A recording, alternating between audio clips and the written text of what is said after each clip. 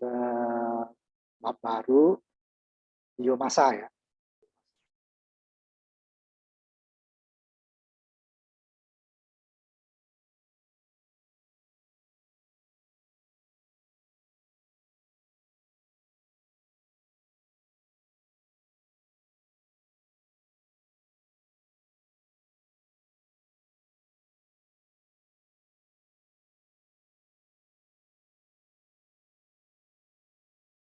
Nah, sekarang kita masuk ke bab baru biomasa.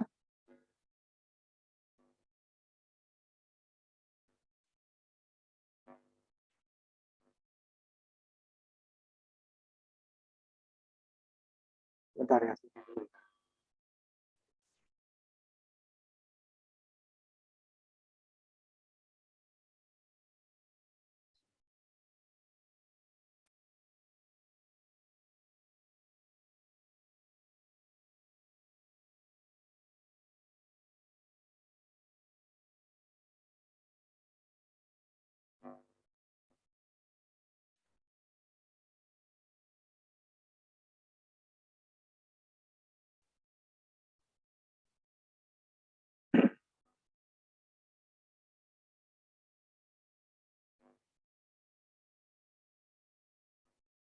Nah, ini adalah energi terbarukan yang hampir semua daerah ada. Hanya masalah banyak sedikitnya saja ya. Hampir seperti matahari ya. Juga biomasa hampir di semua daerah atau negara itu ada. Cuman jenisnya berbeda-beda ya. Kalau matahari kan sama ya, masa teriknya saja ya. Jadi biomasa itu berasal dari tumbuhan dan hewan ya, termasuk limbah dan residu hasil pembuangan ya. Biomasa itu adalah bahan organik yang bisa diolah oleh bumi dengan cepat ya, dan tidak menimbulkan terlalu banyak polusi. Ada juga ya polusinya kalau kita bakar saja gitu ya, bakar itu bisa. Dia adalah bahan yang paling awal digunakan oleh manusia untuk energinya, walaupun energinya waktu itu adalah energi untuk pemanas ya, untuk dibakar ya. Kemudian yang lainnya digunakan untuk pupuk biasanya. Biomasa itu adalah organik ya, yang mudah diurai oleh alam berbasiskan karbon. Karbon nanti dia bisa menghasilkan pembakaran nanti ya. Jadi dia materinya akan bereaksi dengan oksigen atau dibakar ya, proses metabolisme secara alami. Panas terutama jika suhu sampai 400 derajat Celcius ya, dapat digunakan untuk menghasilkan kerja atau listrik. Karena nah, seperti batu bara lah ya gitu. Cuman dia kalau batu bara prosesnya sangat lama, sedangkan biomasa cepat. Cuman panas termal jauh lebih rendah ya, 400 tinggi. Kan biomasanya jauh lebih rendah, cuman dia bisa dihasilkan bisa dalam bulan ya, ada yang tahunan tergantung nanti dari kekerasannya ya. Makanya yang bahan-bahan palawija itu bisa bulanan bisa dipanen kan, bisa dijadikan sisanya buahnya bisa kita untuk pangan, sedangkan kulitnya, daunnya atau hasil limbahnya bisa digunakan untuk bahan energi ya. Salah satunya yang paling sederhana adalah untuk memasak energi panas. Kemudian ada juga nanti yang diproses lebih lanjut, dia bisa menghasilkan bahan seperti minyak nanti, seperti biofuel, yang bisa menggantikan minyak bahan bensin gitu ya. Ini setelah melalui proses kimia yang akan prosesnya lebih panjang dan setiap proses itu memerlukan energi juga. Yang paling sederhana tadi adalah ya, bahan bakar tadi ya. Kalau dibakar selesai, kita keringkan dan dibakar selesai dapat energi, panas biasanya panasnya nggak terlalu hanya untuk masak.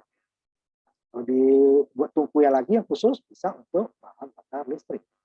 Seperti memakai PLTU ya, sekarangnya aja. Ya, kalau diproses untuk bahan menjadi bahan lain itu dia membutuhkan ada proses kimia, ada proses biologi nanti ada ya. Itu juga jenis makhluk hidup. itu namanya biomasa, biofuel, biogas. Itu dia berupa minyak. Ya, kalau sudah berubah seperti yang minyak ini dia lebih mudah untuk dibawa sama seperti bensin, ya, seperti LPD ya, lebih mudah dia volumenya sedikit, kemudian bahan thermalnya tinggi. Gitu ya. Tapi kalau belum diproses, itu jumlahnya banyak, thermalnya kecil, tidak cocok dia untuk didistribusikan. Jadi di mana dia berada di situ diolah. Mahal bahan transportasinya. Setelah diolah, seperti jadi biofuel dia yang cocoknya biofuel nanti ya. Kalau biogas tetap tidak efektif untuk dibawa. Karena dia belum bisa dipadatkan seperti LPG ya. Sekarang sudah ada percobaan untuk membuat biogas itu seperti LPG supaya mudah untuk dibawa, tapi belum ekonomis sebetulnya. Contoh yang biofuel yang sudah jadi minyak itu termasuk gas sama ya, kelompok itu gas metan, metana. Etanol, minyak, biasanya dari banyakkan dari tebu ya, etanol air, metil ester, itu ini kimianya ya, minyak dan arang padat hasilnya nanti. Kemudian bioenergi adalah istilah yang kadang-kadang digunakan untuk menyebut biomasa dan biofuel. Yang berasal dari bahan hidup gitu ya, apakah tumbuhan, binatang atau tadi ya residunya tadi pas. Tidak disebut bioenergi. Nah, isinya adalah biomasa dan biofuel. Biomasa nanti dia menjadi pentingnya nanti ya banyak bisa jadi gas. Dan biofuel dia berupa seperti minyak. Satu jadi gas, satu jadi minyak ya, untuk pengolahan dari biomasanya.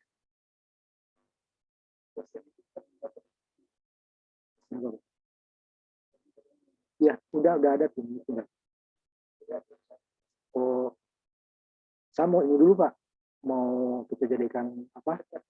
Tidak tetap dulu.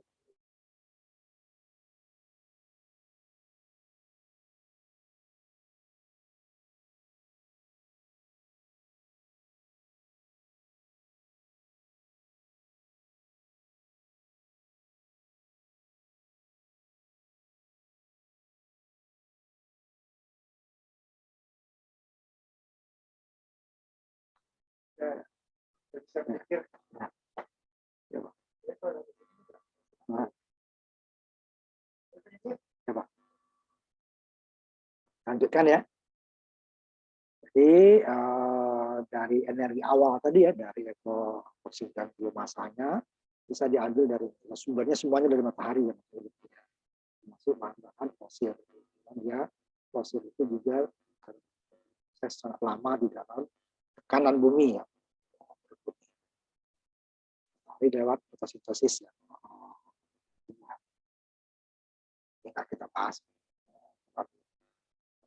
biologi.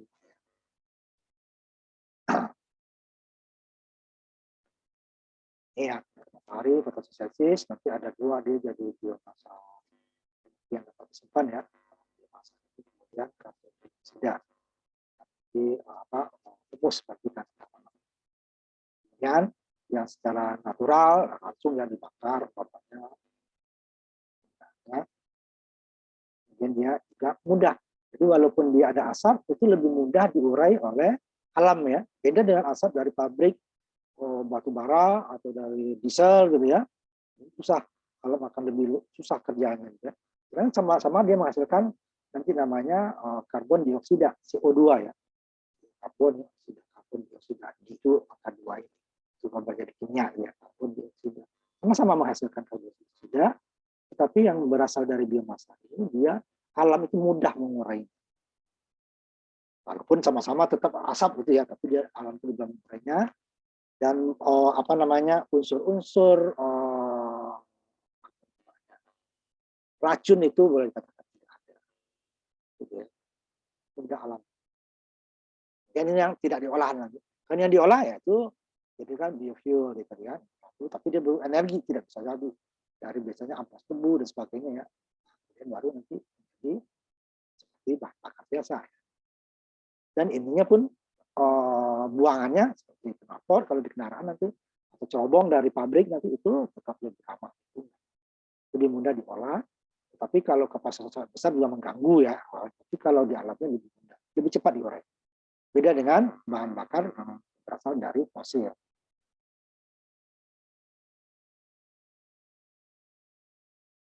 Dan penggunaan dari biofuel itu industri ya ketika dikaitkan dengan api, psikologi alam mungkin jadi polusinya nggak ada ya, atau polusinya sangat kecil bukan tidak ada yang namanya asap, tapi dia lebih mudah seperti kelanjutan.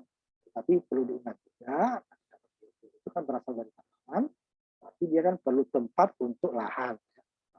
Kita juga harus hati-hati.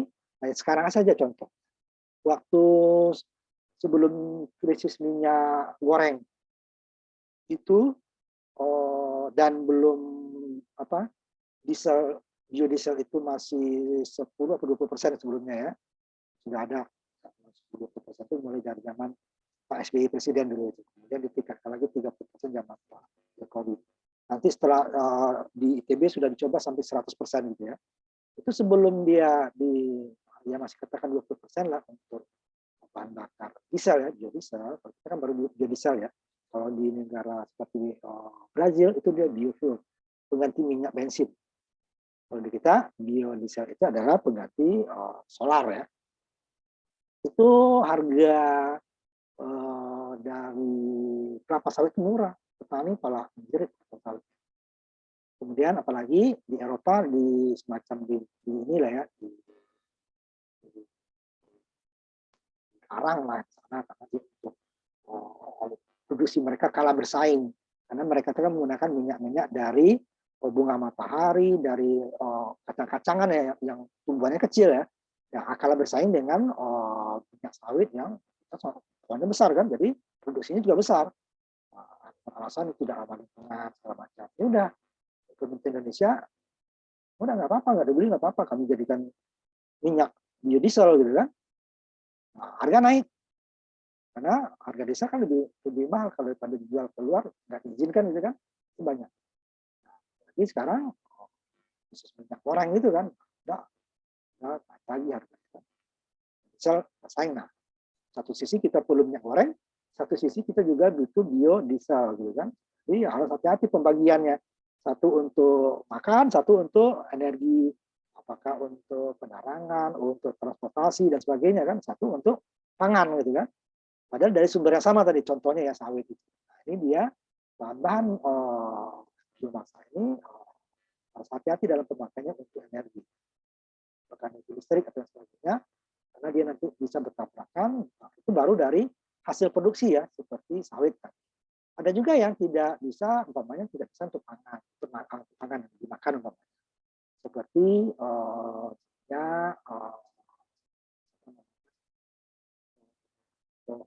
jarak gitu ya, kan nggak bisa dimakan.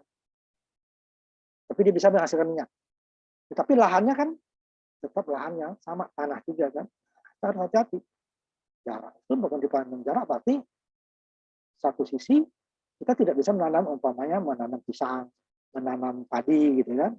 Itu dia harus hati-hati ya. Cara industri untuk hasilnya, untuk industri pangan atau nanti untuk industri energi. Jadi harus dibuka. Itu yang dua hal. Yang tadi adalah produknya ya, untuk pangan atau itu seperti sawit. Dua-duanya bisa, dia bisa dimakan untuk pangan, bisa juga untuk energi. Satu tidak bisa untuk pangan, seperti jarak umpamanya. Tapi dia bisa untuk minyak, seperti minyak juga nanti ya. Tapi dia memakai lahan pertanian yang sama kan, tanah-tanah juga. Itu harus hati-hati.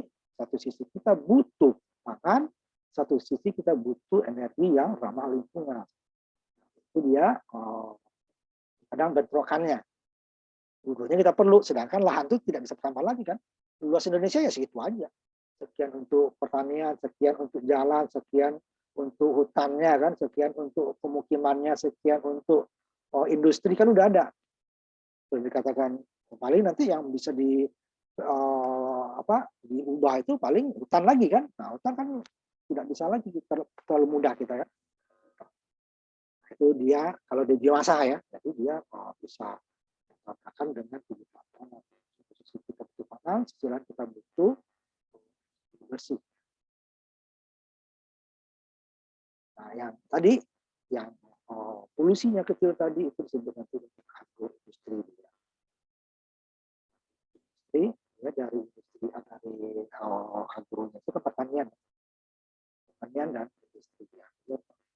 Yang paling mapan itu yang sudah banyak itu adalah dari itu di Brazil dan di Brazil yang besar ya, pendidikan di Kuba dan Sultan itu sudah banyak. Tadinya ampas tubuh itu menjadi ampas gitu ya, menjadi limbah. Sekarang dia menjadi, kan tubuhnya dijadikan untuk gula kan, gula, karena ampas tersebut tapi masih bisa diolah menjadi alkohol, akhirnya menjadi biofuel. Prosesnya agak panjang ya, tidak bisa langsung.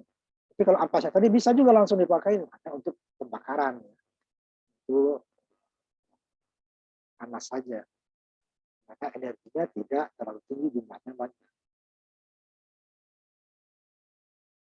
Ini dia yang jadi masalah tadi. Namun ada peningkatan produk komersil untuk energi dan bahan yang terbuat dari tanaman sebagai salah satu baik disubstitusi atau mengintegrasikan pertanian. Jadi kalau dari ampasnya tadi itu tidak saling menyalahi, ya, tidak. Ya, lahannya sama kan? Hasilnya airnya jadi gula, kemudian ampasnya bisa jadi alkohol untuk dijadikan bahan biodiesel.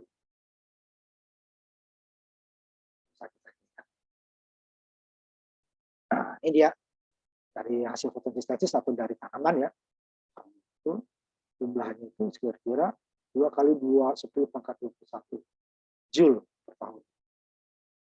Nah, dari jumlah tersebut sekitar 0,5% adalah biomasa untuk manusia. Dikabarkan kita perlu energi, kita juga perlu makanan, jadi harus hati-hati.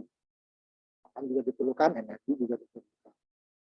Jadi kalau seperti tubuh tadi sudah hilirnya ya di atasnya masih bisa. Tapi kalau seperti sawit, nah itu keduanya. Satu sisi dia bisa jadi minyak biogas, biodiesel, ini bisa minyak goreng. Atau kebetulannya ya sabun dan sebagainya kan. Jadi sawit itu bukan hanya minyak goreng kok, banyak turunannya. Kosmetik, sabun, macam.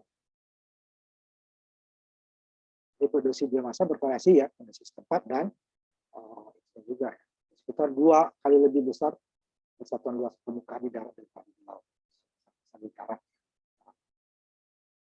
Biomasa menyediakan sekitar 13% dari resursi energi manusia. Masuk untuk keperluan rumah tangga yang banyak di negara berkembang yang masih menggunakan kayu sebagai atau kayu bahan-bahan dari tanaman ya. Jadi untuk bahan bakarnya.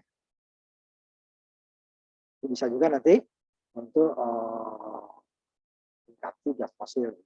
Itu cukup besar. Kemudian penggunaan domestik untuk biofuel seperti kayu, kotoran dan tanaman residu untuk masak ya. Sekitar 50% dari populasi dunia. Kan bagi ini kan biogas nanti kita bahas. Ya kan untuk industri masih kecil ya, nah, prosesnya tidak terlalu rumit. Kalau istilah tadi dia menjadi biofuel salah satu gas. Kali ya negara masih tumbuh Indonesia itu Malaysia, cuma di Indonesia yang saya tahu ya ada operasi saya tumbuh satu Indonesia Malaysia. Yang tebu ya, tebu itu yang umurnya lebih pendek gitu ya.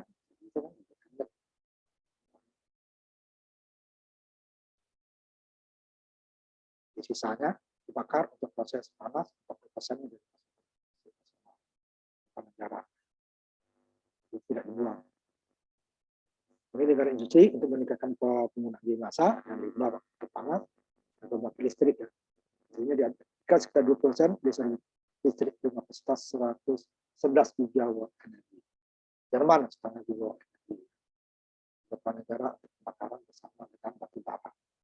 Udah ada campurannya. Kalau kita kan batu bara ini kan dengan gas bangkitnya. Sudah ada biomasa yang digunakan itu di pembuangan sampah. itu besar. Cuman di kita, sampah kita tuh masih tercampur. Walaupun beberapa tempat sudah ada sampah organik, anorganik, sampah basah, sampah kering gitu ya, tetapi truk pembawanya tetap satu, dia jambung lagi kan. Di tempat ininya sudah dipisah, sampah kering, sampah basah, sampah organik, anorganik, sudah ada, walaupun tidak semua ya, tetapi truk pembawanya tetap sama. Kalau di negara-negara maju, saya lihat di Jepang, ya ada definisinya, dia umpamanya dibedakan.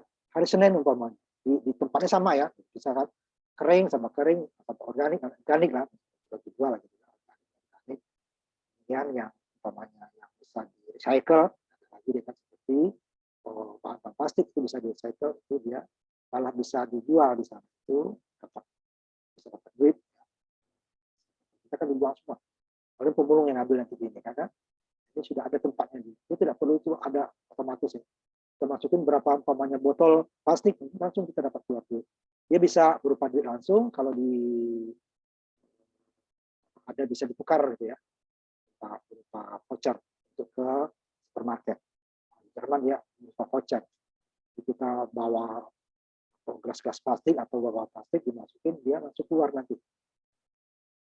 Ininya dapat duit berapa. Itu bisa dibawa ke supermarket. Kalau kita tidak, nah ini bisa dia digunakan seperti itu ya. Jadi rasanya kalau dipisah itu pembuang sampahnya sudah jelas. Ini sampah organik, ini non-organik. Organik itu bisa jadi bahan listrik. Kita ada di Bandar Gebang, tetapi kapasitasnya turun terus. Kenapa? Nah itu ada teman kamu yang mengadakan penelitian di situ, ternyata itu dicampur terus kan. Karena campur organik dan organik ya, yang menjadi gasnya adalah bahan organik. Dan organik tidak akan berubah dan dia tidak akan berkurang. Kalau bahan organik, dia gasnya berkurang, akan diambil, disedot nanti menjadi bahan bakar, kemudian sisanya itu bisa jadikan sampah, kompos. Tapi kalau dia dicampur dengan bahan organik itu susah. Yang organik tidak akan bertambah, sehingga walaupun lahannya tetap sama, gasnya akan berkurang. Kenapa? Yang organik itu tidak akan menghasilkan gas, hanya memenuhi tempat saja. Nah, kalau dipisah itu ada tempat. Itu di Surabaya itu dipisah. Jadi yang organik misalnya walaupun dengan manusia biasa ya, bisa nanti yang masih jadi di recycle organik itu bisa jadi listrik. Dia akan listrik dihasilkan dari biomasa. Kemudian dia menjadikan gas dulu dia, tumpuk itu kan. Nah, nanti yang seperti hal tersebut itu di biogas ketika masuk. Dan juga kalau tidak hati-hati ya untuk penggunaannya nanti juga merupakan bencana bagi ekologi lokal. Karena itu global bahwa konsumsi kayu bahan bakar dan pembukaan hutan yang signifikan akan melampaui pertumbuhan pohon di wilayah seluruh dunia. Kenapa?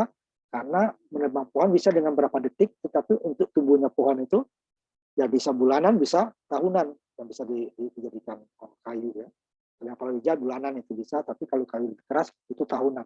Padahal untuk motongnya bisa beberapa menit atau beberapa detik bisa selesai. Pohon sudah diberikan bisa dikatakan. Tapi untuk membuat dia tumbuh perlu waktu. Makanya di sini juga walaupun dia bisa bertambah terus, bisa ditanam lagi gitu ya, tumbuh lagi biomasa ini, tapi dia pemakaian tidak bisa juga seperti bahan fosil yang bisa terus menerus. Nah, antara pemakaiannya dan tumbuhnya itu mempunyai waktu yang berbeda. Memakainya lebih cepat habisnya, sedangkan tumbuhnya lebih lama. Dia tidak bisa. Sama juga dengan fosil sebenarnya. Fosil itu jutaan tahun katanya secara teori. Kalau kita makainya kan cuma berapa menit bisa habis gitu kan. Berapa jam atau berapa hari. Sedangkan tumbuh jadinya itu ratusan tahun. Tapi karena dia cukup banyak gitu ya. Nah, untuk biomasa seperti itu juga. Tumbuhnya itu bisa bulanan, bisa tahunan baru bisa dipotong gitu kan. Sedangkan kita memakainya bisa dalam beberapa menit sudah habis. Sehingga nanti pemakaiannya juga tidak bisa terus-menerus seperti fosil atau air. Ya. Di karbonnya tadi sudah kita bahas dari karbon dari biomasa yang diperoleh dari karbon dioksida. Ya, pasti melalui fotosintesis dan bukan dari sumber fosil. Sehingga dia mudah dicerna. Ketika biomasa dibakar atau dicerna, karbon dioksida yang dipancarkan di daur ulang dan atmosfer sehingga tidak menambah konsentrasi karbon dioksida. Itu langsung diurai. Beda dengan yang dari fosil. Yang fosil selama masa Karena itu energi dari biomasa disebut karbon netral. Sama-sama menghasilkan karbon. Karbon dioksida juga. Walaupun kalau asapnya tetap mengganggu biasanya. Karena karbonnya dia bisa dinetralkan oleh alam. Beda dengan karbon dari bahan fosil yang alam butuh waktu yang lama untuk sehingga menjadi masalah untuk masalah polusi. Ini kontras dengan penggunaan bahan bakar dari fosil. Karbon dioksidanya ekstra. Jadi dia bertambah kalau dari biomasa tidak hilang lagi, normal lagi. Kemudian penggunaan biomasa menggantikan bahan fosil, membiarkan bahan bakar fosil di bawah tanah yang fosil tidak tambang ya, dan tidak bahaya. Penggunaan biomasa merendahkan karbon dioksida ekstra yang dipancarkan atau membuat netral lah karbon dioksida di udara. Tapi kan tidak semudah itu, jadi menunjukkan biomasa sangat banyak kan. Kan biomasa itu mempunyai pertumbuhan dengan pemakaiannya jauh lebih lambat pertumbuhan yang dihasilkan. Produksinya lebih cepat daripada konsumsinya, itulah istilahnya. Dengan demikian penggunaan biofuel terbarukan dan skala besar merupakan komponen penting dari kebijakan jangka menengah dan jangka panjang untuk mengurangi emisi gas rumah kaca. Tapi dari satu sisi ini, ada sisi lain, dia juga nanti akan bermasalah dengan pangan. Karena lahan yang dipakai sama-sama lahan itu juga. Biasanya diambil ya bahan yang habis panen, dari padi, dari jagung, dari gandum, atau dari tanaman lain, kan? Tebu tadi. Jadi jangan yang ditanam sendiri untuk seperti tadi jarak umpamanya, jarak nggak bisa dimakan manusia. Jadi pangan tidak bertambah kan, tapi energi bisa bertambah. Tapi kalau umpamanya tadi dari ampas tebu, ampas padi, ampas gandum, bisa dimakan atau kelapa sawit, ya, itu kan energi dapat, pangan dapat. Tapi tidak itu tidak mencukupi, diperlukan jenis-jenis yang lain. Tapi kalau yang seperti jarak, tidak hanya satu sisi saja dia. Dipakai tanahnya sama, katakan luasnya, kemudian dia hanya dapat untuk energi. Tapi kalau umpamanya padi, yang gabahnya bisa untuk makan. Ampas-ampasnya bisa untuk biomasak. Itu dia.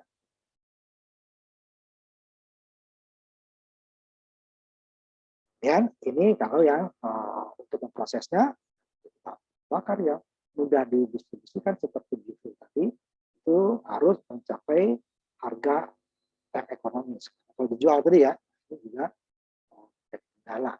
Kecuali dipakai langsung untuk pembakaran, itu tidak ada harga. Tapi kalau dijadikan komponen biomasa, biofuel itu memerlukan setiap proses memerlukan teknologi dan memerlukan energi sehingga meningkatkan harga produksi. Nah, itu harus harga jualnya harus ekonomis dibandingkan dengan energi fosil. Yang umpamanya pembakaran ya, kayu umpamanya, tapi ya pada energi bersihnya sekitar 8 megajoule per kilogram kayu hijau ya, tidak kering. Kalau dikeringkan naik menjadi 2 kali lipat, 15. Kemudian 40 megajoule untuk lemak dan awan. Dan untuk 56 megajoule untuk metan, gas metan. Nah, gas metan itu yang dari biomasa yang diproses tadi, seperti biogas. Kalau langsung kita bakar, nah ini dapatnya nggak diolah dulu, yang dikeringkan 8. Dikeringkan jadi 15. Kemudian jika dijadikan gas metana, apanya tidak semua ya bahan kayu tadi dia bisa dicampur dengan lah. Jadi 56. Ya, energi yang dihasilkan lebih besar, tapi dia perlu proses, perlu waktu, dan perlu ada yang energi seperti biofuel. Tapi kalau biomasa tidak membutuhkan, kecuali di daerah subtropis, karena dia adalah makhluk hidup ya. Hidup, dia pada suhu dingin dia bisa mati juga pada musim dingin. Sehingga dia perlu pemanas. Kalau di khatulistiwa tidak diperlukan pemanas. Biogas bisa hidup sendirinya. Yang terbaik itu adalah dari kotoran sapi. Tengah-tengah ada sapi, ada kambing, ada kerbau, ada kuda, ada apa namanya onta, babi gitu ya. Itu adalah sapi yang paling bagus. per kilogramnya ya, jumlah sama ya. Cepat, pemrosesannya cepat. Nah, tapi kalau nggak ada ya bisa dipakai tergantung tanah apa yang ada di situ. Nah, biasanya di peternakan untuk potong atau untuk susu ya, itu apa limbah sapi tadi adalah menjadi limbah, kotoran sapi menjadi limbah. Ini bisa digunakan untuk energi. Jadi limbahnya tadi yang enggak menjadi limbah, kotoran bisa menjadi energi, dan ampasnya habis energinya habis itu bisa menjadi pupuk yang bagus untuk petani. Kalau limbah kotoran tadi langsung untuk petani itu malah merusak, gas metannya masih ada, bisa mati tuh petani, atau minimal pertumbuhannya kurang bagus. Dia perlunya, nah kalau di petani biasanya di desa-desa ditaruh di tempat terbuka gitu ya. Dan itu apa? Untuk menghilangkan gas metan tadi, tanah istilahnya. Padahal gas metan itu bisa jadi bahan bakar. Nah itu kalau biomasa, biogas itu dia gas metannya untuk bahan bakar, ampasnya untuk pupuk. Nah selama ini banyak yang digunakan hanya pupuknya saja untuk petani. Caranya nggak boleh langsung, digelar dulu tuh di ruang terbuka beberapa bulan gitu ya, baru bisa. Kalau tidak dia tanaman jelek. Biomasa tadi ya bisa dipakai langsung untuk kompor gas, bisa dia dengan sedikit pengubahan untuk genset ya, untuk listrik, atau ada juga untuk lampu ya khusus gitu ya, kayak dulu lampu stokeng dulu ya, zaman dulu ya.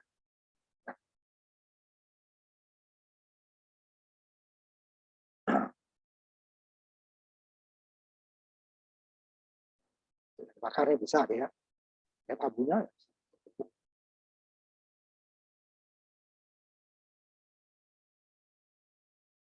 untuk produk yang lebih tinggi ya itu proses. Kalau yang bakar ya ini tadi bisa dapat panasnya bisa ini lebih susah ya.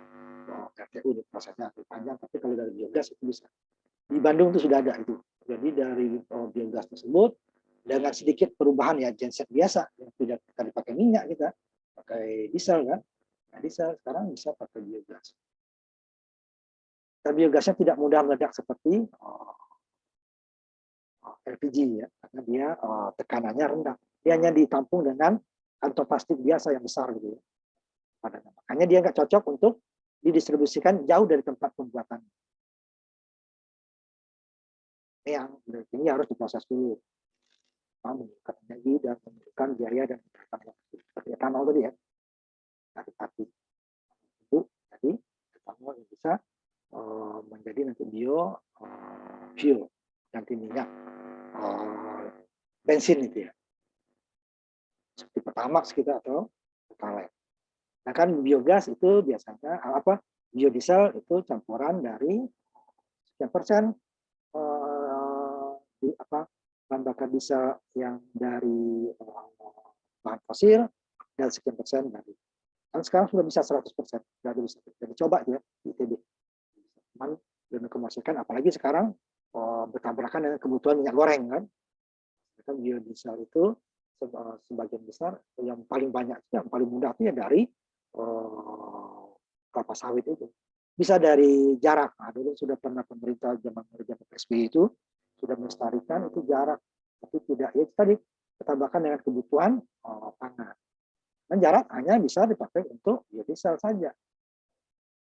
Dan kalau kelapa sawit bisa untuk pangan ya, yang lainnya baru.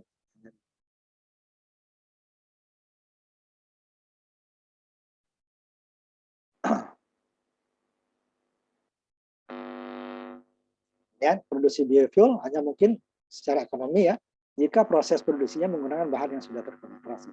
Jadi di daerah-daerah perannya yang diproduksi di situ gitu ya. Produksi itu, kalau kita bawa lagi dengan transportasi itu biayanya makin tidak. Biayanya akan berkata di mana dia berada, nah energi terbarukan rata-rata seperti itu. Di mana dia berada, dia diprosesnya di situ. Sebenarnya seperti energi minyak juga seperti itu sebenarnya. Lebih murah lagi umpamanya tambang, di mana dia tambang minyaknya di situ bikin pembangkit listrik, baru nanti jaringannya yang didistribusikan. Tapi karena panasnya itu energinya lebih tinggi, ya, dengan dibawa pun dengan kapal, dengan kendaraan darat, itu dia masih bisa ekonomis. Jadi kita pokoknya Pertalite masih 7.000 per liter gitu kan. Itu prosesnya panjang itu dari tambang itu sampai tambang bisa langsung nggak, tambang kan baru bahan mentah itu, ditambang diolah lagi di proses lagi, jadi macam-macam minyak tadi, suling istilahnya.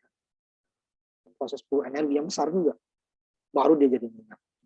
Pertalite pertama, nanti diesel nanti dicampur lagi. Jadi dia untuk biofuel tadi, mana dia berada di situ dibuat. Lagi dikembangkan rata-rata seperti itu. Kalau dibawa akan beda dengan fosil. Bara umpamanya dia berada di Kalimantan, pembangkit listrik Jawa, bisa. Malah ada yang beli dari Indonesia, malah beli dari Australia, bisa. Ke Cina dia beli dari Indonesia untuk pembangkitnya di sana. Tidak perlu pembangkit listrik di Indonesia. Juga beli batu bara itu masih karena termal itu energi termalnya masih tinggi. Ya, seperti limbah-limbah, audio, dari tumbuhan. Jadi tumbuhan jumlahnya yang banyak. Panasnya energi termal itu kecil. Jadi cocok di mana dia berada, yang tadinya jadi limbah menjadi energi. Tidak dikhususkan. Kalau dikhususkan nanti kita bertabrakan dengan kebutuhan pangan. Soalnya nih, kata hewan, limbah penggajian, limbah kota, seperti MCK di kita ya, itu ada di Jakarta Barat, nggak salah itu ada, walaupun kecil ya, satu RT atau satu RW itu, dia bisa dari MCK itu dapat biogas, yang tadinya harus dikuras kan, sekarang tidak dikuras, jadi gas, kemudian limbahnya bisa jadi untuk pertanian. Tidak bau lagi tuh, yang bau itu kan gasnya itu. Buang nih kan, buang. Gasnya campur itu emang. Jadi ada yang gas metannya yang banyak. Itu bisa. Jadi penting untuk mengidentifikasi dan mengukur arus biomasa tadi. Lokal. Mana yang cocok? Jadi dia tidak bisa dibawa-bawa, bukan tidak bisa, tidak ekonomis dibawa ke daerah A ke daerah B. Dan nanti kalau tidak, biaya pengumpulan biomasa biasanya terlalu besar dan terlalu kompleks. Ya, di mana dia berada, disitulah dibuat. Lokal sifatnya. Ini kita baru kan kebanyakan lokal. Kecuali tadi energi angin yang skala besar itu, dan nanti kita bahas tuh. Ada lagi satu lagi, energi panas bumi. Seperti PLTU dia. Walaupun dibangunnya di mana dia sumbernya, tapi energinya bisa disalurkan ke listrik. Ada beberapa tanaman rotasi pendek, seperti palawija gitu ya. Itu bisa digunakan. Tapi biasanya juga energinya juga kecil. Palawija umpamanya dengan pohon yang keras, itu berbeda energi. Tetapi ini kan perlunya tahunan, bahkan puluhan tahun, sedangkan kalau palawija cuma beberapa bulan bisa ya. Palawija, padi, gandum gitu ya, itu kemudian bulanan bisa dipanen. Yang kita banyak dapat, ampasnya dapat. Tapi energi termal panas itu kecil dibandingkan dengan pohon-pohon yang keras. Tapi pohon yang keras butuh waktu lama. Itu selalu seperti itu dia. Fosil juga butuh lama, jutaan tahun gitu kan. Umpamanya mau diambil dari kayu jati, umpamanya apus kayu jati, nah itu puluhan tahun. Itu kan karena kita nunggu energi puluhan tahun. Ya, kombinasi mana yang sudah bisa diambil, yang tadi tetap yang cepat juga biasanya dimix atau dicampur. Ya, tetap kita butuh energi tiap hari kan. Ini bahaya utama penggunaan bahan bakar biomasa yang luas adalah penggunaan hutan. Atau nanti mengambil lahan pertanian akan menyebabkan kekurangan pangan. Jadi kalau penggunaan erosi, dan perpindahan tanaman pangan ke tanaman bahan bakar kan. Kalau perpindahan pangan ke bahan bakar, kekurangan bahan pangan kita terjadinya nanti kelaparan. Kemudian biofuel adalah bahan organik, sehingga selalu ada tersebut sebagai bahan kimia atau bahan struktural lainnya. Misalnya sawit, ya, komponen penting dari sabun, minyak goreng gitu ya, banyak plastik farmasi terbuat dari poliamin. Campuran bahan, nah, ya. Jadi tidak terkontrolnya pengelolaan biomasa, pembakaran dapat menghasilkan polusi yang tidak diinginkan. Kalau langsung nih ya, kalau diolah itu ya masalah ke pangan tadi. Karena sudah relatif rendah, itu memang prosesnya lebih mudah, cuman dia energinya lebih sedikit dan polusinya yang besar. Ya kan, proses biomasa modern membutuhkan perawatan dan olahannya. Tapi hasilnya nanti akan mendapatkan hasil yang lebih efektif untuk dibawa ke jarak yang lebih jauh. Tapi fuel yang kita masih sama dengan tadi. Prosesnya akan menunjukkan mengurangi perubahan iklim. Nah, ini yang susah. Keseimbangannya tadi ya. Nah, itu menyatukan pertimbangan sosial, ekonomi, dan lingkungan itu penting. Termasuk pangan sebenarnya. Jadi pangannya dapat, lingkungannya juga terjaga, gitu ya. Jadi secara ekonomi dia layak, murah, gitu ya. Dan nanti lingkungan pasti bagus. Tapi nah, kalau semuanya itu kan pasti dari sisi produksinya akan berkurang kan, karena semuanya harus dipertimbangkan. Jenis-jenis dari biofuel, biomasa sebagian besar dari bahan organik dari air. Itu karbon ya, jumlah signifikannya dari sampah, tempurung atau bahan asing lainnya mungkin ada dari manusia. Mungkin kalau tempurung masih bisa digunakan. Apakah di sawit tadi, sawit itu ada tandannya, ada tempurung biji sawitnya, ada isi biji sawit. Tandannya tadi bisa jadi minyak juga, itu kalau di kita itu minyak curah. Sedangkan kernelnya istilahnya itu ya, yang bijinya tersebut, yang isi dari biji tersebut itu jadi minyak. Oh, ya, pakai curah itu yang mahal itu ya. Itu nanti yang dijadikan nanti bahan kosmetik, sabun. Nah, kernelnya tadi cangkangnya itu bisa jadikan kelapa. Jadi dia namanya kelapa, mirip kelapa sawit, dari akar sampai daun itu bisa digunakan.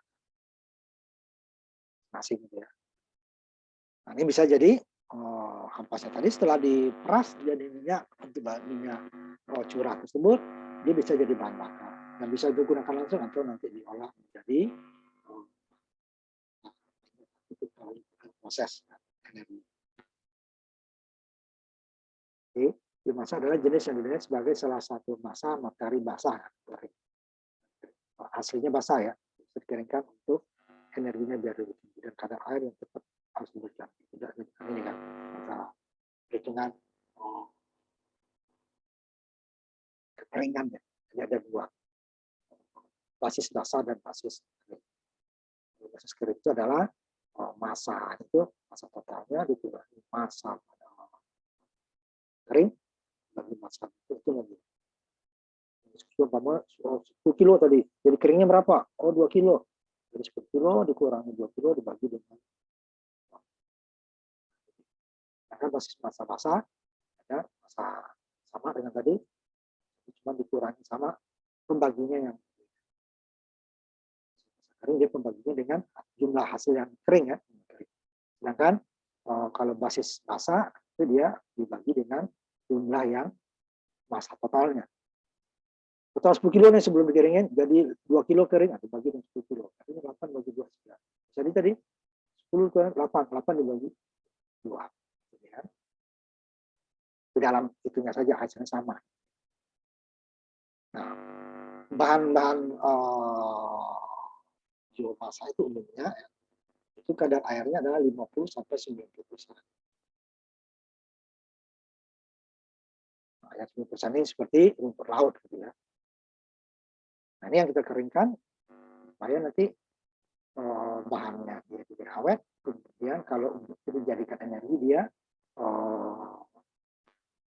energinya lebih tinggi. Ini untuk pengeringan aja ya, biomasa Jadi kira-kira kalau untuk yang disimpan itu, kadar airnya itu kira 10-15% untuk pangan ya. Supaya dia tidak busuk dan tidak terjamur.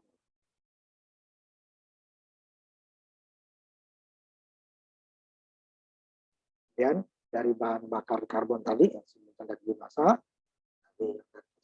tadi ya ketika biomasa berubah menjadi karbon dioksida dan H2O atau airnya, energi tersedia sekitar 490 kJ mol karbon atau tanya.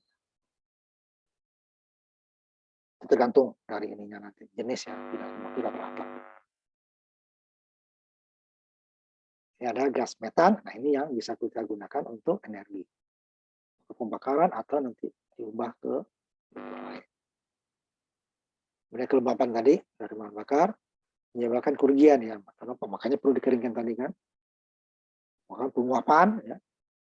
Kemudian juga suhu pembakaran berkurang karena ada unsur basahnya tadi. Nah ini perlu energi lagi, nah untuk pengeringnya gimana? Dengan kondensasi atau pendinginan. Paling sederhana kan pemanasan ya.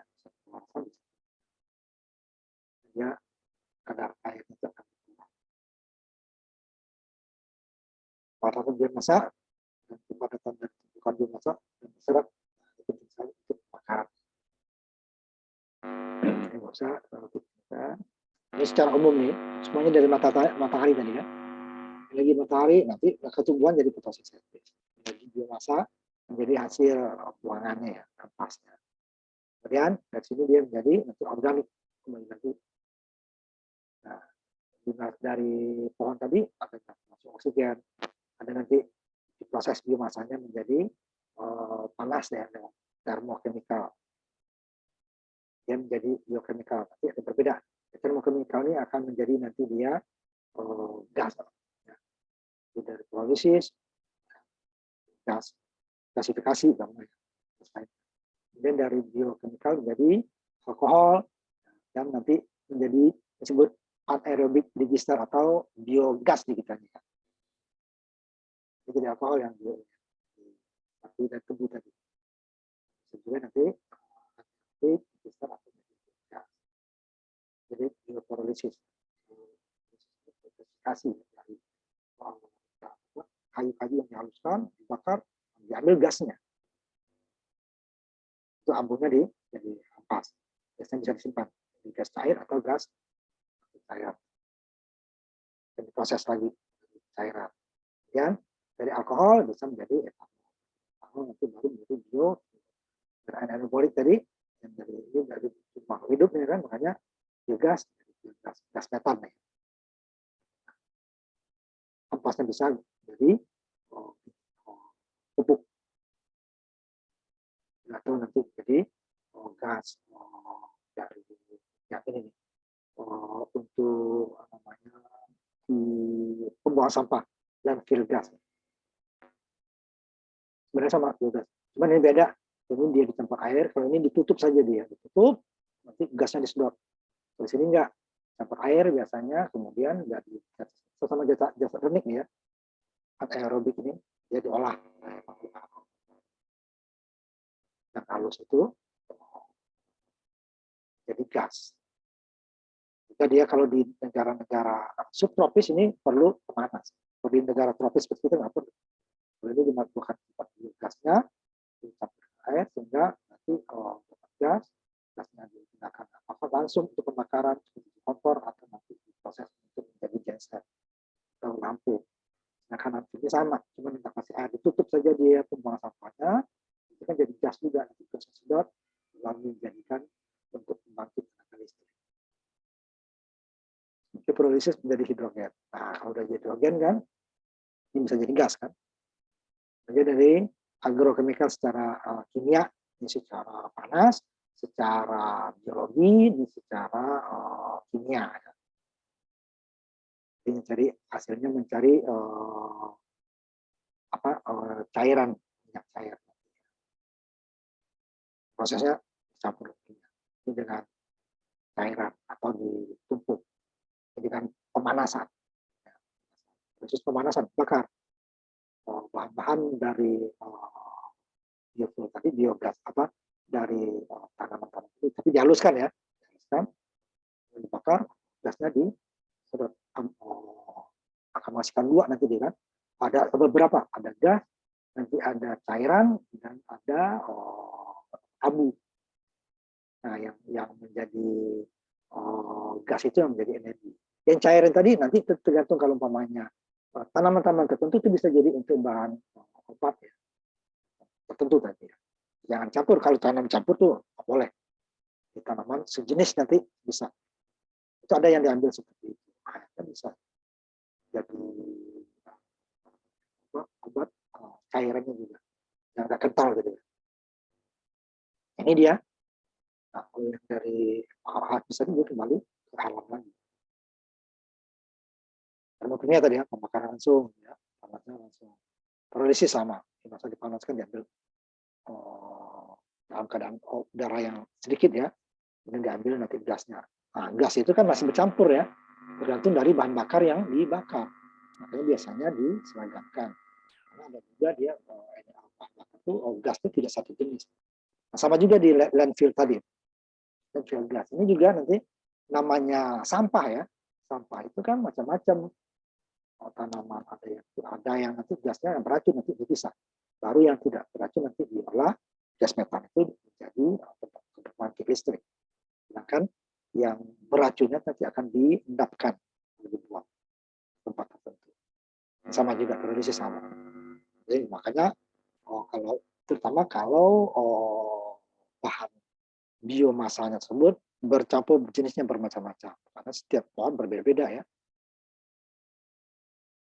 Hasilnya nanti bervariasi, terdiri dari gas tadi, gas uap, cairan, minyak, dan arang yang keras ataupun api. Nah, kalau arang bisa digunakan lain lagi, ya, nah, minyaknya itu kan kalau sejenis bisa digunakan, kalau campuran itu agak susah. Nah, terutama yang diambil adalah gas. Gasnya juga nanti akan dipisah dengan pemisah gas. Karena tidak semuanya bisa jadi untuk bahan bakar, untuk energi. Apapun tergantung dari suhu dan bahan bakar ya, proses bahannya dan proses pelakuan. Kemudian dalam beberapa proses ada kebutuhan air. Jadi nggak panas. Jika output gasnya sudah terbakar, output utamanya disebut gasifikasi. Bahan dari biomasa. Ya, ampasnya tadi. Cairan, minyak, arang, dan api. Kemudian termokimia. Secara kimia ya, panas dan kimia. Macam perlakuannya, prosesnya. Biasanya melibatkan kontrol kimia canggih. Ini bahan-bahan kimia yang sudah diproses ya. Dalam skala industri manufaktur perlu metanol adalah proses seperti itu. Untuk mendapatkan metanol tadi itu alkohol ya bahasa kita. Itu perlu campuran kimia, bahan kimia lain. Sebagai katalisator dia ya, tercampur. Hasilnya metanol. Nanti dari metanol diproses lagi itu menjadi dan yang penting dia sini adalah untuk memecah ini secara kimianya ya, selulosa yang mati daripada gula. Fermentasi. Nah, sini dia baru jadi alkohol. Ya. Alkohol nanti dia dijadikan biofuel. Pakai kimia lagi. Kimianya bukan kimia dari energinya. Namanya termo dan ada panas dan kimia. Panas dan ini biologi biokimia. Ini yang aerobik pencernaan atau aerobik digestion ya, digestar. Dia ada udara metabolisme aerobik dasar teknik itu tadi ya, mikroba. Nah, dia akan memakan itu dan dia akan menghasilkan gas. Bahan-bahan biomasa tadi dimakan sama dia menghasilkan gas.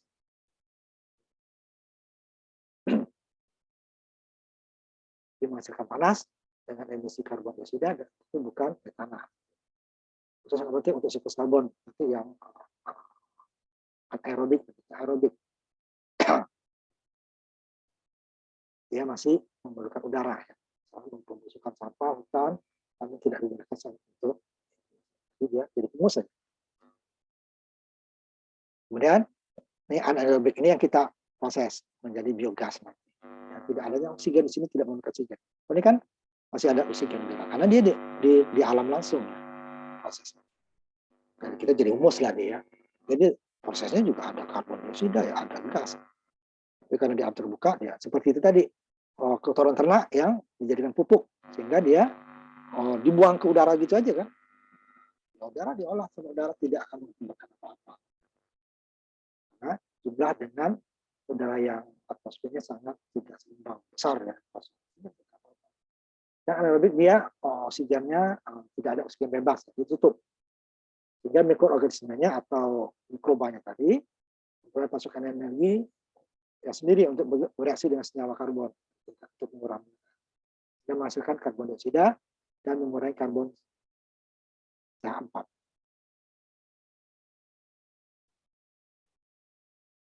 Ya, gas metan. Nah, dan proses tertua atau biologis ada pembusukan yang disebut dengan fermentasi.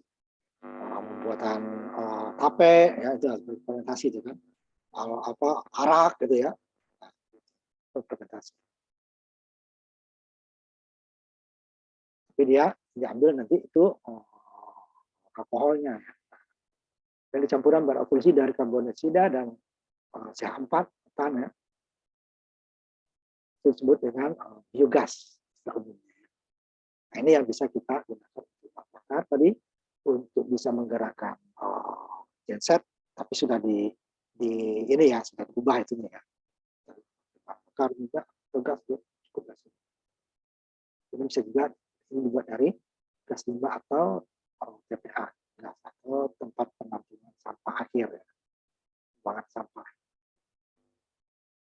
Fermentasi alkohol ini tidak sama dengan tadi pembusukan, cuman bahan-bahan tertentu. Etanol, bahan bakar saja yang mudah untuk menguap alkohol. Dapat digunakan untuk tempat penampungan reaksi mikro bersama. Fermentasi secara biologis ya. Tadi dikasih ininya ya, dikasih mikronya. Kalau langsung ini aja dia jadi busuk ya, tapi tidak. Jadi seperti tape itu kan ada itunya kan, pembuatan tape, pembuatan arak. Jadi fermentasi konvensional memiliki gula sebagai bahan bakunya, sama dengan itu tadi ya. Kemudian biofotolisis. Kalau tadi fotolisis panas ya, ini biologi.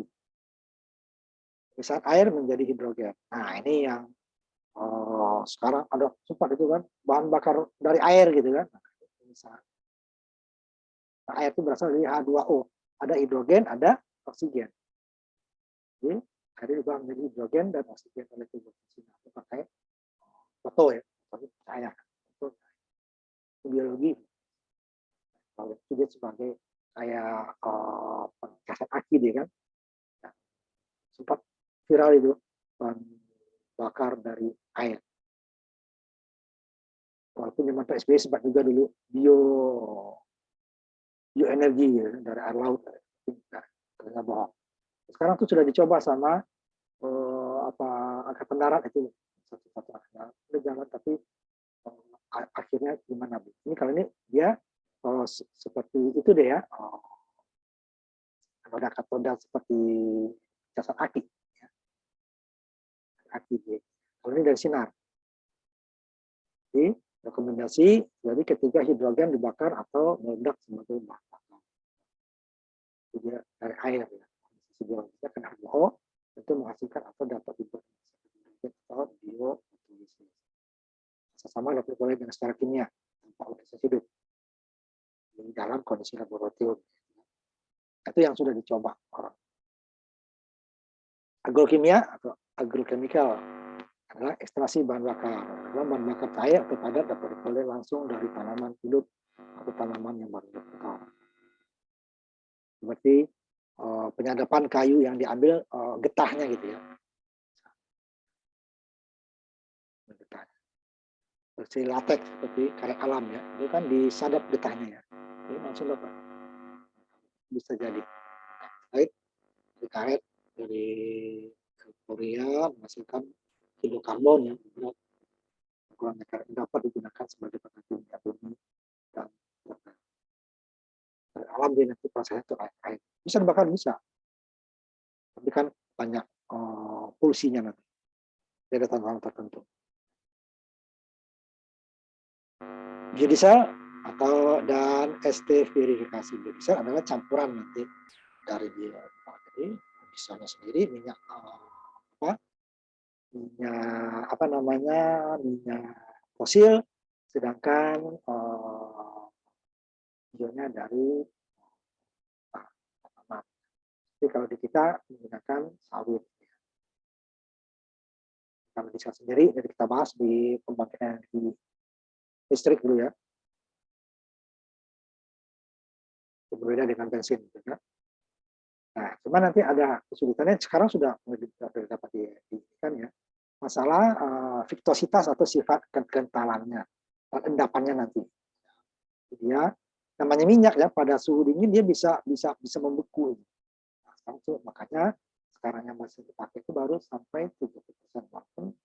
Walaupun katanya 30% ada hal tertentu yang kadang termasalah. Seperti saya bilang tadi, sudah dilihat di ITB itu sudah 100% dia bisa dari sawit, bisa untuk bahan bakar. Sudah dites itu ya. Nah, untuk suhu rendah nanti sifat minyak itu pada suhu rendah dia akan mengental. Nah, bahan bakar tidak boleh mengental. Karena dia distribusi nanti kan dia perlu pengkabutan kan. Itu masalahnya nanti untuk bahan-bahan yang dari biomasa. Minyak tanaman contohnya kan. Nah, ini bisa diubah dengan mengubah minyak nabati dengan ester yang sesuai ya. Nah, ini menambah biaya lagi ya. Bisa dibilang bahan bakar lebih cocok untuk mesin diesel dari minyak diesel konvensional, proses minyak bumi. Biodiesel dicampur dengan ester supaya tidak mudah untuk, terutama untuk daerah dingin ya, membeku. Nah, masalah viskositasnya tadi ya, kekentalan, sifat kental. Kemudian produksi biomasa untuk energi pertanian. Seperti di sini nanti dia pertanian.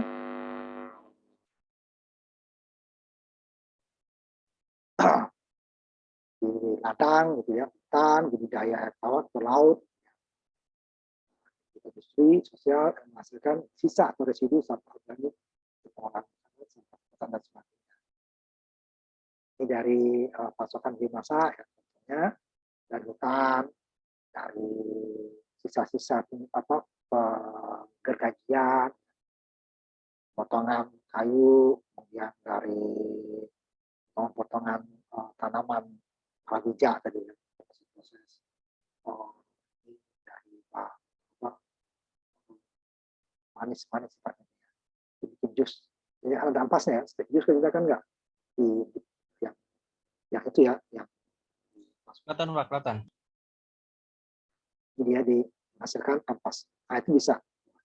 Kemudian ampas tanaman, ampas ternak gitu ya. Yang dari landfill tadi ini pembuangan limbah sampah.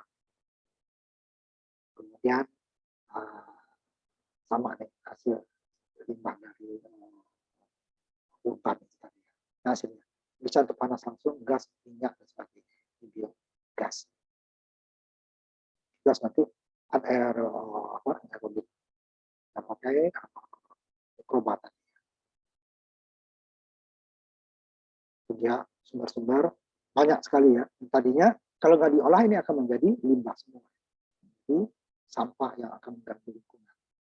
Nah, kalau kita olah, dia akan menjadi energi, tetapi dia perlu proses kan, nggak bisa langsung ya. Yang bisa langsungnya dibakar. Cuma nanti dia juga akan tetap ada limbahnya seperti abu. Tapi kalau diproses menjadikan gas atau minyak atau cairan gitu ya, atau etanol seperti alkohol gitu atau biogas, nah itu dia ampasnya bisa dipergunakan lagi, tidak menjadi limbah. Tapi untuk alkoholnya dia perlu panas, tetap ada lebih dari biomasa, tetap ada abunya ya. Tapi abunya bisa dicampur, bisa jadi pupuk, tapi nggak bisa langsung ya. Ini proses gula, agroindustri gula, proses dari bawah, dari pertaniannya kan. Biasanya nggak terlalu jauh. Jadi kita ada di Jawa Barat, di Subang juga ada di Tumbuk. Cuma kita sampai ini doang. Paling-paling nanti ininya jadi spiritus ya. Diangkut, kemudian dihancurkan, dijadikan gas, yang jusnya tadi ya, cairan. Ini jadi gula, ini sisanya di Indonesia jadi alkohol. Jadi gula. Ini langsung dijadikan gas itu ya, si mas. Kemudian ini itu listrik, ini dipakai langsung untuk apa namanya, untuk menghasilkan boiler. Kalau boiler itu dibakar, jadi panas dan listrik. Ini yang cairannya tadi itu kan pakai langsung ya, diperas ya, ampasnya, peras jadilah gula. Kemudian bisa jadi alkohol, nanti setelah diolah lagi menjadilah bahan bakar pengganti minyak bensin atau biofuel. Ini sampai alkohol baru dia yang pabrik.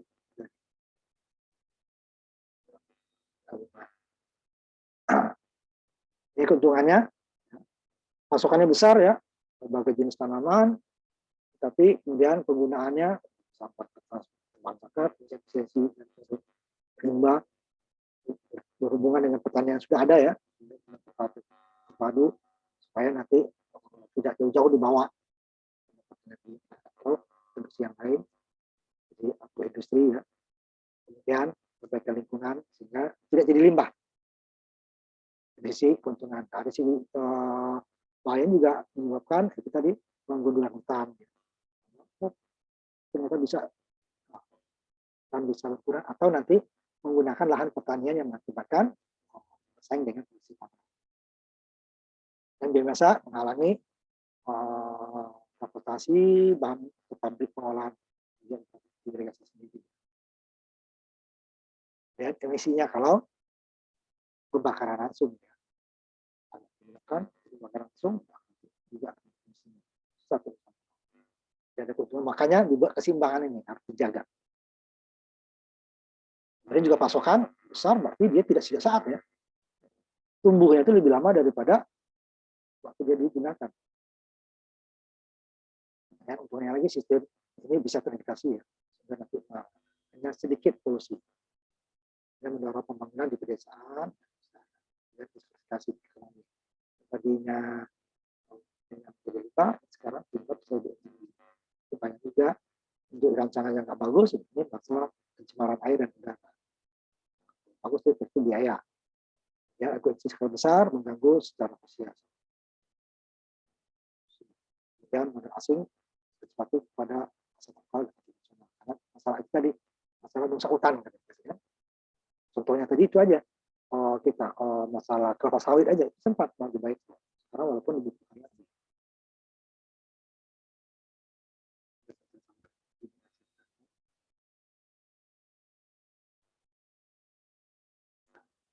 Dan strateginya, nah ini tadi, satu tanaman itu berfungsi ganda. Makanya bisa untuk pangan, bisa untuk gandum, bisa atau padi gitu ya.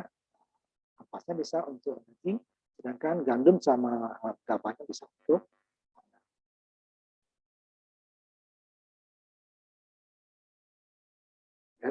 orangnya secara masif cuma dan apa-apa gunakan semua ngomongnya aja mudah ya, tapi terasa susah.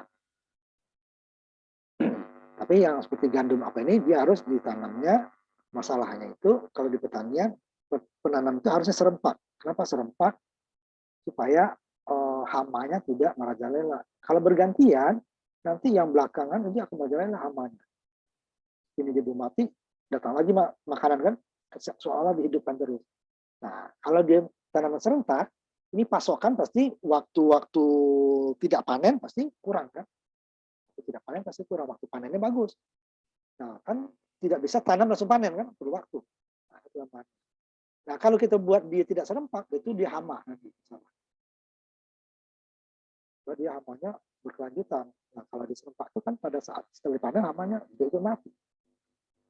Jadi dibiarkan dulu. Apalagi ditanam, kalau dijadikan tanaman lain itu bisa. Tapi kalau dia bergantian itu dari pasokan bagus, tapi dari tanaman tidak bagus. Hanya keseimbangan itu yang harus dibuat. Buat jarak yang jauh.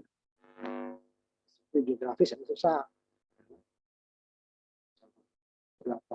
Yang banyak lagi di negara tropis. Negara subtropis dia hutannya itu banyak tanaman-tanaman mentah.